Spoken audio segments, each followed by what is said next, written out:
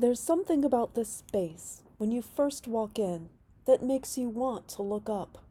You stop and breathe in and lift your eyes and feel your spirit expand and become calm. The size and shape of the dome in St. Joseph Church building is the first clue to its architectural style, which is called Romanesque Revival.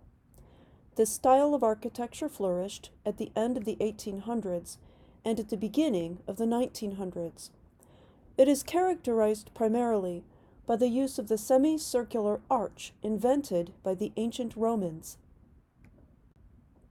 At St. Joseph, the dome or ceiling of the nave, that's the main part of the building where the people sit, is shaped in a large semicircle.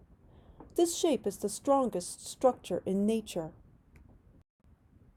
The Romans used it to build things that are still standing. This aqueduct in Spain, a channel for bringing water from distant mountains into a city, is about 2,000 years old, and it is still strong. The architects and builders who created St. Joe's used the Roman semicircular arch to make the dome very wide, large, and durable. At the time when it was built, this dome was the largest in the Chicagoland area that was not supported by pillars. The arch is also used in the shape of the windows, which are unusually large and let in a lot of light.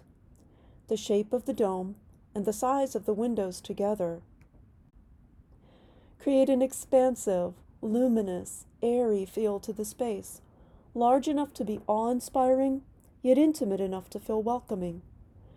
Romanesque Revival architecture is also massive and sturdy-looking. You can see this in the thickness of the arches at the front doors. Romanesque style says, "We're here to stay." And at St. Joe's we have had staying power. Our parish dates back to the year 1879, when Caroline Hammond donated the land for the church building. She was an Episcopalian, and yet she still wanted to support her Catholic neighbors. Construction began on the current building in 1912, and it took 2 years to finish. Our parish has lived through 2 world wars, the Great Depression and the Cold War. We have stayed in Hammond despite the trends of suburban sprawl and urban disinvestment that have caused the closing of many other churches in the urban core cities of Northwest Indiana. We think that the city of Hammond has a bright future, and we remain committed to our city and to our ministries here. The Romanesque style also reminds us of the historical origins of the Christian faith.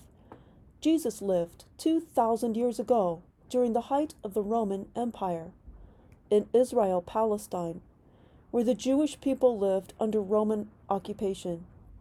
The Romans were good at keeping order, but they were often oppressive and unjust toward the people they conquered. This historical context helps us to understand, historically, why Jesus died on the cross. The Romans arrested and executed him because they thought that he was going to lead a rebellion against them. This historical context also helps us to understand many things that happen in the gospel narratives. In a future post, we will look at the 4 frescoes of the gospel writers and consider the centrality of the gospel texts to our faith.